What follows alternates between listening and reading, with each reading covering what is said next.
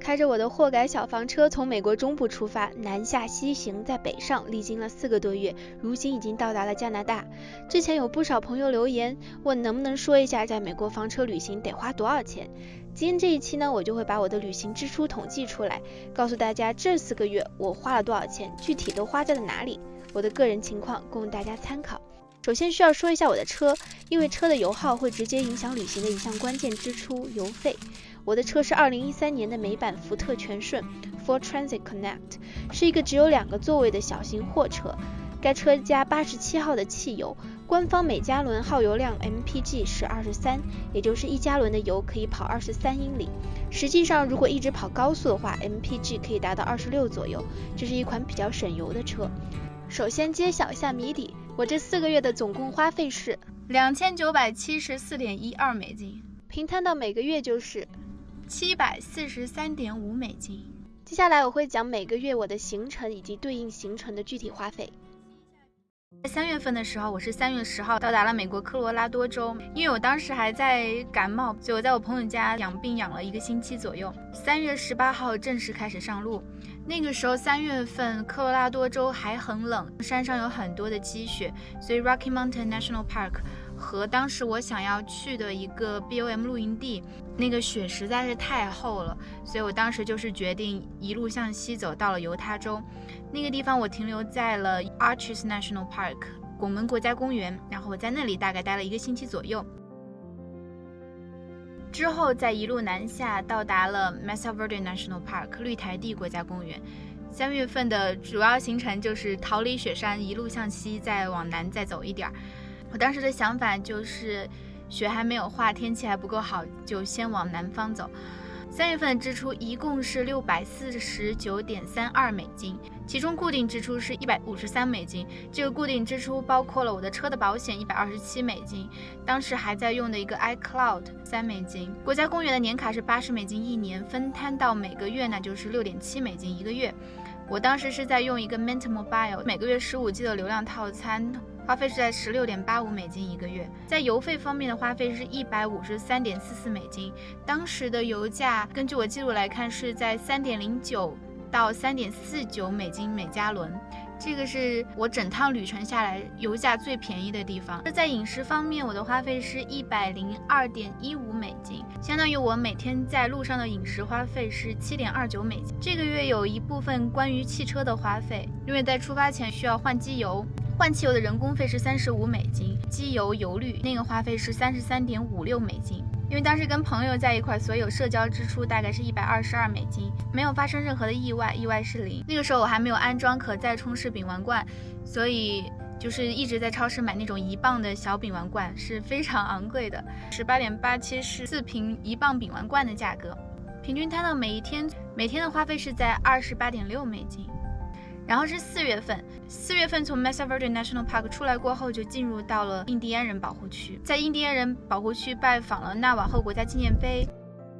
继续南下到达了 Wapaki 国家纪念碑，然后是在它附近就有一个落日火山国家纪念碑。出来就是 Coconino 国家森林，所以我在那里尝试了我的第1次国家森林 BOM 露营。从这个露营地出来，我就在附近的一个城市里开始安装我的饼丸罐。安装完饼丸罐过后，水泵就坏掉了，所以当时因为下个目的地就在加州了，所以把我的饼丸罐运到了加州，开车一路向西到达了加州。修好了水泵过后，第一个拜访的就是它附近的一个约书亚树国家公园。这就是整个4月份的行程。4月份一共的花费是740.26美金，在固定消费方面是169.39，并没有太大的变化，跟上个月相比。在油费方面的花费是180.02，相较于上个月要贵了大概30刀左右。油价在加州就比较贵了，87的油的话很容易就是5到6之间。当时用了一个叫 Upside 的 APP， 加油的话会有一定的返现，可能会10%左右，所以我的油价是控制在4.89到5之间。4月份没有任何的社交支出，没有发生任何的意外，没有添置任何的衣物，有一笔跟汽车相关的支出，因为这个月我安装了我的可再充式丙烷罐，它是一个5磅的可再充式丙烷罐子，2个1磅的可再充式罐子，以及它的各种配件，一共花费是126.3美金。这个月的丙烷花费是5.43。安装了这个丙烷罐过后，我在丙烷方面的花费大幅降低了。这个月在吃方面的总共花费是182.01美金，平均摊到每天就是6.07美金。Entertainment 是啥？我有啥娱乐呀？这个月由于没有钓到鱼，所以重新换了鱼饵。鱼饵的花费是5.43美金，但是买到还没有用过。对，这就是4月份。5月份的行程主要集中在加州。从约书亚树国家公园出来过后，首先是到达了 San Bernardino National Forest 伯纳蒂诺国家森林，露营在它的 BOM 露营地里，完全的被松林所包围。从露营地出来过后，直接开到美国最南部 San Diego， 在那个地方拜访了朋友，他带我在整个 San Diego 到处转了一转。重新一个人上路过后，我是从加州最南端的卡布利诺国家纪念碑开始，就是一路沿着加州的西海岸开始开车探索，一共待了大概2个星期左右。离开了加州海岸过后，我准备一路北上，因为我最终想要在夏天的时候到达阿拉斯加，所以我的下一个目的地选在了死亡谷。可是死亡谷有点太远了，去死亡谷之前，我就是先到了洛杉矶北面的安吉利斯国家森林，然后在那个云端之上的露营地里面住了大概3-4天的样子。那个路非常的难开，对于2驱车来说不要轻易尝试。离开那个露营地，就一路驱车到达了死亡谷了。我在死亡谷经历了热浪炼狱般的洗礼，然后又很意外地发现了一个天堂一般的鲜花盛开的位置。从死亡谷出来就走上了395高速公路。395高速公路本身就是一条景观大道，它附近有非常多的徒步道、湖泊和野生温泉，所以我在395高速公路上也逗留了一阵子。在5月底6月初的时候开始朝 Yosemite 出发，这就是整个5月份的行程。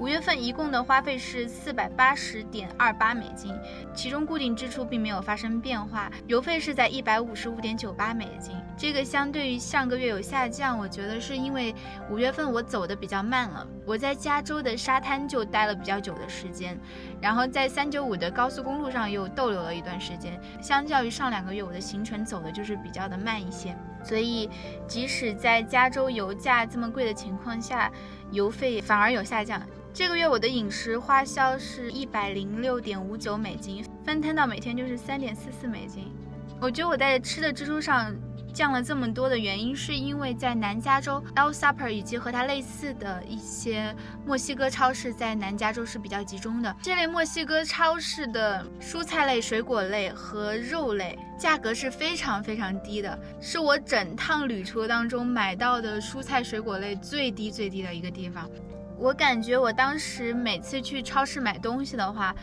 可能买完就是花费就在几刀，各种香料很便宜，蔬菜也超级便宜，很新鲜，一大把的，但是就是很便宜。猪肉类和虾类也会很便宜，我记得猪肉的价格大概就在1点几美金到2点几美金之间1磅，然后虾的价格大概是，它有很多类虾，一般是在3到5美金之间。这个月花费比较少的另一个原因是在汽车方面没有任何的支出，没有发生任何的意外，没有添置任何的零件，没有购买任何的衣物，也没有个人护理的支出，娱乐方面也没有额外的支出，大概有个18美金的社交支出，这就是整个5月份。6月份的行程就在 Yosemite 了，当时去 Yosemite 的路是因为积雪还没有清理干净，所以我去的那一天这段路还是封的，所以我就绕了一个大圈到了 Yosemite。 这段路非常的难走，我觉得它是我整个旅程当中可以说是排名第1难走的路。它不在于它的路面的状况有多么的糟糕，它的路面是铺装好的平路，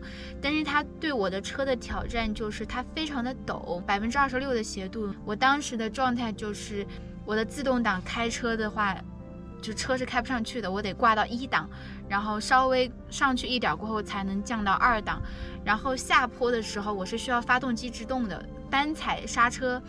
就会感觉速度很难控制，比当时去云端之上的露营地的路我感觉还要难走。我在 Yosemite 待了大概4-5天的样子，在里面徒步了很远很远的距离，出来过后在它附近的一个 BLM 露营地休息了几天。从露营地出来过后，我的整体路线就是在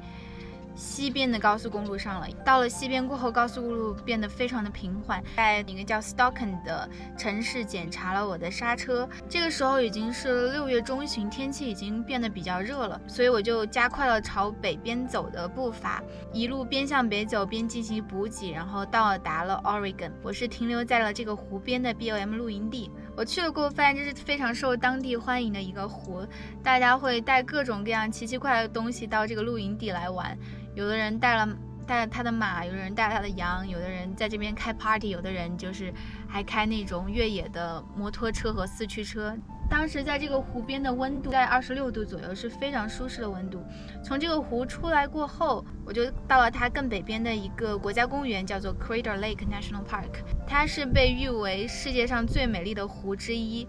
里面的水完完全全就是水。由于它很冰，所以水里面的矿物质都是沉积在湖的底部，而没有跟这个水相融。这个湖的看点就是它是纯纯的雪山融化下来的水。我当时去的时候，山上徒步道上还是有积雪的，整个国家公园并没有完全的开放。所以如果你稍微再晚一点去的话，你是有机会从徒步道到达那个湖，然后在里面游泳和钓鱼的。在这个地方钓鱼不需要 fishing license， 因为它并不是一个受国家公园保护的鱼种。从 Crater Lake 出来之后呢，就在它附近的一个拥有巨大松木的露营地露营。当时的露营状态呢，就是孤独到没有办法正常行走。出来继续一路向北，经过了波兰，到达了 Mount Rainier National Park。 这个是一个以雪山著称的国家公园，它离 Seattle 是非常近，开车仅有2个小时的距离。我是因为要到 Seattle 拜访朋友，所以选在这个。我在这个地方停了大概4天的样子。6月份一共的花销是731.78美金，其中固定花费依然不变。在油费方面花费的比较多，一个是由于加州的油价比较贵，赶的进程是比前面快了很多。在汽车相关的支出是136.6美金。这个时候因为我走了很多的烂路，我觉得迟早有一天我的轮胎会在路上出一些问题，然后我会需要到换轮胎或者是补胎方面，所以我买了一些相关的工具，有卸下轮胎的扳手23美金，然后有把车顶起来的千斤顶，以及跟千斤顶配套的一个支撑柱，还有就是如果路面不平的话，需要把千斤顶放在的那种小垫子上面。总共的工具方面的花费是71.44美金。这个月社交没有任何支出，没有发生任何的意外，增添了一点厨房用品。7月份的时候是先从 Mount Rainier National Park 出来，到达了 Seattle， 在那里拜访了朋友，然后我在那里自己更换了机油，然后就是一路北上准备入境。7月份的支出是372.48美金，其中固定消费依旧不变，美国加拿大的汽车保险也是共用的。娱乐方面是8.8，啥娱乐呀？我买了一个可充气的那种游泳圈，那种游泳小船。好，整体的数据情况就是这个样子。平均下来这4个月，让我来算一算，一共的花费是2974.12美金。平摊到每个月的话，所以除以4，每个月的花费是743.5美金。不知道这个数字对于你来说是贵还是少？我想来看一下，如果我每个月平均花费是这个数字的话，还可以花多久啊？我一共是准备了2万美金的预算，所以我就稍微综合一下，变成收益率是3%，每个月的支出是744。目前账户里还有的钱是17742.83美金，17742.83目前有的值。744是每个月的花费，3是收益率，然后点这个 N 就知道还可以花多少个月，好紧张啊！43个月。43个月，也就是3.58年。如果收益率变成2%，每个月的花费预算在$750的话，能花多久呢？2.75年。哇塞！如果不出什么大的意外的话，是2.75年。哇，这可以去太多地方，这已经可以去太多地方，有太多奇怪的经历了。OK， 保守估计2.75年。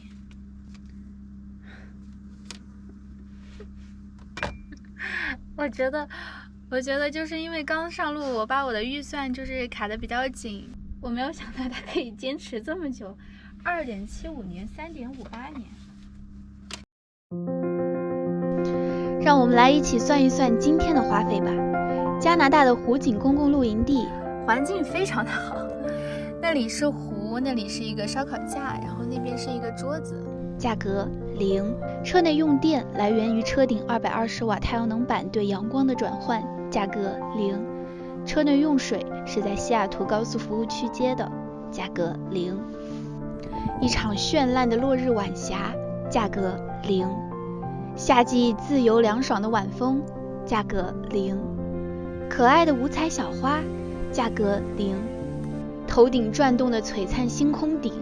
价格0。一种奇怪的水鸟叫声，第一次听见这样的叫声，价格0。一份香甜的睡眠，价格0。好像无价的东西都是免费的。我的门口来了一群大鹅。2周以后，我的车因为出意外需要拖车到修理厂维修，这跟汽车相关的花费导致我后2月的开销远远高于前4个月的花费。所以如果你问我路上要花多少钱，总结下来就是无价的东西是免费的，衣食住行是可控的，跟车相关的意外和维修是极其昂贵，甚至会导致破产的。这期虽然我们在谈钱，但祝愿你永远不要因为那些有价之物而错过去体验那些真正无价的美好。无论你现在处于什么样的境遇，希望你爱惜自己的身体，因为有些看起来免费的东西是无价的。